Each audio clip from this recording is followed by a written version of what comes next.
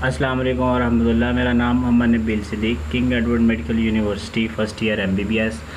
मैं आपसे अपने MD कैट के नोट्स के हवाले से शेयर करना चाहूँगा कुछ टिप्स एंड ट्रिक्स जिन्हें मैंने फॉलो किया था और अल्हम्दुलिल्लाह 192 आउट ऑफ 210 मार्क्स हासिल किए। कुछ टेक्निक्स हैं बेहतर नोट्स बनाने के लिए जिन्हें आप इस्तेमाल करके यकीनन अच्छे मार्क्स हासिल कर सकते हैं, अपने डाटा को बेहतर तरीके से समराइज़ कर सकते हैं, अपनी वैल्यूज़ को बेहतर अंदाज से टेबुलेट कर सकते हैं।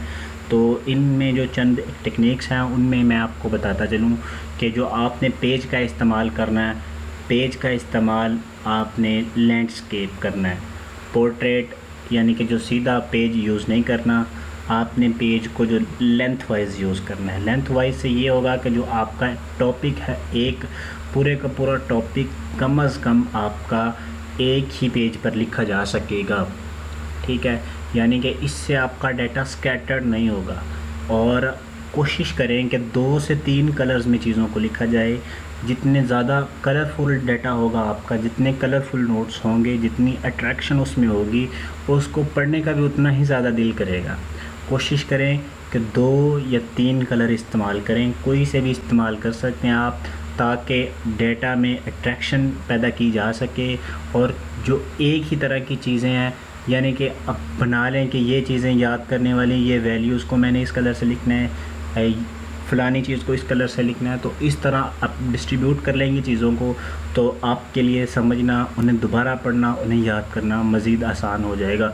और लंबे पैराग्राफ लाइंस लिखने के बजाय अगर आप डाटा को फ़्लो चार्ट्स की सूरत में लिखेंगे तो आपके लिए उसके सीक्वेंस को याद करना बहुत ज़्यादा आसान हो जाएगा। जितने ज़्यादा फ़्लो चार्ट्स बनाने की कोशिश करेंगे, उतना आपका मैक्सिमम से जो मैक्सिमम डाटा है वो मिनिमम स्पेस पे आएगा और आपका एक एक पॉइंट उससे क्लियर होगा और आपके लिए याद करने में भी उसमें कोई परेशानी नहीं आएगी। और जो डेटा टेबल जिसके बन सकते हैं उसके टेबल्स लाजमी बनाने की कोशिश करें। डाटा जितना ज़्यादा टेबुलर फॉर्म में होगा, जितने ज़्यादा टेबल होंगे, उतना ही उसे रिवाइज़ करना आसान होगा, उतने ही आप लेस एफ़र्ट से मैक्सिमम चीज़ें गेन कर सकते हैं। कोशिश ये करें कि जो आपकी जितनी भी न्यूमेरिकल वैल्यूज़ हैं, न्यूमेरिकल वैल्यूज़ के लिए 1-2 पेजेस अलहदा छोड़ दें।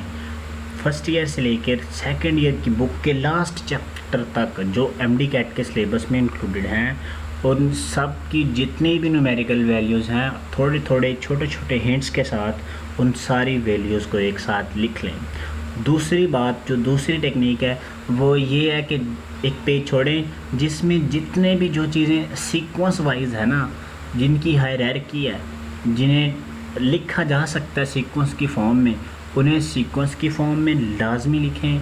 और एक और पेज छोड़ें या 2 पेज छोड़ दें, उसमें आपने जो सिमिलर साउंडिंग वर्ड्स हैं, जिनके साउंड सेम हैं, यानी कि रेनिन है और एक और रेनिन, एक हार्मोन है, एक एंजाइम है, साइनेप्सिस है और एक सिनेप्स है। तो इस तरह के जो सिमिलर साउंडिंग वर्ड्स हैं ना, इन्हें आप लिख लें बुक से फाइंड करके जितने भी हैं, ताकि आपको कन्फ्यूजन ना हो कि इस वर्ड का क्या मतलब है, इस वर्ड का क्या मतलब है।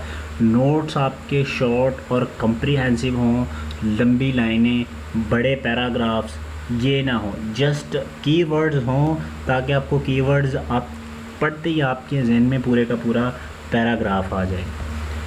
और जो भी चैप्टर आप उसके नोट्स बना लें, चैप्टर को मुकम्मल नोट्स बनाने के बाद उसके एंड पे 1 या 2 पेजेस लाजमी छोड़ें, ताकि जब आप प्रैक्टिस करेंगे तो आपके जो क्वेश्चंस गलत होंगे, जो आपके कॉन्सेप्ट्स वीक होंगे, जो आपको अपनी डेफिशिएंसीज नज़र आएंगी, तो आप उन्हें एज़ इट इज़ लिख सकते हैं। क्वेश्चन विद ऑप्शंस लिख सकते हैं, करेक्ट ऑप्शंस लिख सकते हैं, या फिर उसकी डिस्कशन से जो पॉइंट्स आपको एडिशनल मिले उस टॉपिक के हवाले से आप वहाँ लिख सकते हैं, ताकि नेक्स्ट टाइम अगर उसी तरह का कोई क्वेश्चन जो आपका पहले गलत हुआ है वो आए तो आपका वो गलत ना हो। और एक स्टूडेंट्स के लिए ये टिप है कि जो क्वेश्चंस आपके गलत हो जाए, जो भी गलत हों, आप उन्हें अलहदा लिख लें, ठीक है, या उस क्वेश्चन को लिखें, उसका जवाब लिख लें। और अकेला जवाब नहीं लिखना, जवाब रटना नहीं है, जवाब याद नहीं करना। उस जवाब को समझने के लिए जो लॉजिक है, जो उसकी डिस्क्रिप्शन है, جو اس کی ڈسکشن ہے اس ڈسکشن کو بھی لازمی وہاں پر لکھیں، تاکہ اگر فیوچر میں ایم سی کیوز آتا ہے یا اس کانسیپٹ سے ریلیونٹ جو آپ نے پہلے پڑھا ہے تو آپ کے لیے وہ سالو کرنا ایزی ہو۔ اینڈ پہ ایک ایڈوائس پیش کرنا چاہوں گا اسٹوڈنٹس کے لیے کہ چیزوں کو کس طرح لرننگ اسٹریٹجی آپ کی کیا ہونی چاہیے۔ سب سے پہلے آپ نے لیکچر لیا، لیکچر لینے کے بعد چیزوں کو سیکھ لیا، آپ نے نوٹس بنا لیا، نوٹس بنانے کے بعد آپ نے ان چیزوں کو اپلائی کرنا اسٹارٹ کر دینا۔ اپلائی کس پر کرنا ہے؟ اپلائی آپ نے پریکٹس پر کرنا ہے، پریکٹس بک سے کریں، ٹیسٹ سے کریں، جتنی بھی پریکٹس ہو سکے ان جو آپ نے کانسیپٹ سیکھے ہیں آپ انہیں اپلائی کرتے جائیں۔ آہستہ آہستہ انشاءاللہ تعالیٰ آپ کو پتہ چلے گا کہ لیکچر لینے سے زیادہ بندہ پریکٹس میں سیکھتا ہے، اور پریکٹس میں بھی ان سوالوں سے سیکھتا ہے جو انسان کے غلط ہوتے ہیں۔ انسان ہمیشہ غلطیوں سے سیکھتا ہے، جو ایک دفعہ غلط ہو جاتا ہے وہ پھر کبھی غلط نہیں ہوتا۔ اور پریکٹس کے لیے میں یہ ریکمینڈ کروں گا کہ کم از کم ڈیلی کا 100 ایم سی کیو سالو کیا جائے ود ڈسکشن۔ وہ کسی بھی چیپٹر کا ہو سکتا ہے، وہ کسی بھی بک کا ہو سکتا ہے، لیکن اپنی جو یہ روٹین ہے نا کہ پریکٹس والی، اسے کبھی نہیں آپ نے توڑنا۔ پریکٹس لازمی کرنی ہے، ڈیلی بیسس پہ کرنی ہے، اور کم از کم 100 ایم سی کیوز کرنے ہیں، اور میکسیمم جتنے آپ کر سکتے ہیں اتنے کریں۔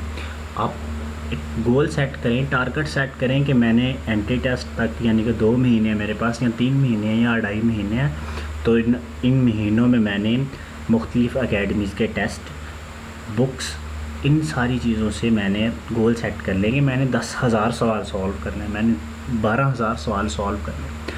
تو آپ اس اسٹریٹجی سے چلیں گے، اس سوچ کے ساتھ چلیں گے۔ اگر آپ 10,000 سوال کر لیتے ہیں تو میں یہ پورے وثوق کے ساتھ کہہ سکتا ہوں کہ آپ نہ صرف اپنا ایڈمیشن سیکیور کر سکتے ہیں بلکہ کنگ ایڈورڈ میں بھی آ سکتے ہیں۔ پاسبل ہے کوائٹ۔